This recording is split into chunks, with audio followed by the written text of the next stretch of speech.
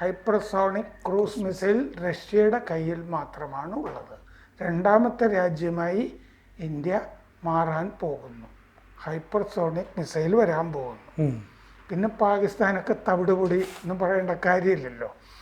അപ്പോൾ hypersonic technology demonstrator vehicle HSTDU എന്ന് പറഞ്ഞൊരു പദ്ധതി നമുക്കുണ്ട് ഇന്ത്യക്ക്. ഇതൊക്കെ മോദി വന്ന ശേഷമുള്ള പരിപാടികളാണിത്. മണ്ണെണ്ണയാണ് ഇന്ധനം ഇതിൽ.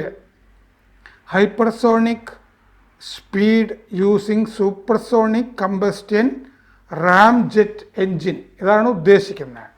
അതായത് supersonic combustion ramjet, supersonic combustion ram ജെറ്റിൻ്റെയാണ് ഈ സ്ക്രാം ജെറ്റ് എൻജിൻ എന്ന് പറയുന്നത്.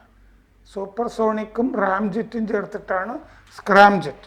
അപ്പോൾ നമ്മൾ സൂപ്പർസോണിക് കമ്പസ്റ്റൻ റാം ജെറ്റ് കൊണ്ട് ഹൈപ്പർസോണിക് സ്പീഡ് ഉണ്ടാക്കിയെടുക്കുന്ന പരിപാടിയാണ് വികസിപ്പിച്ചുകൊണ്ടിരിക്കുന്നത്. കൂടുതൽ വാർത്തകളും വിശേഷങ്ങളും നിങ്ങളിലേക്ക് എത്താൻ ABC മലയാളം സബ്സ്ക്രൈബ് ചെയ്യുക, ബെൽ ബട്ടണും അമർത്തുക.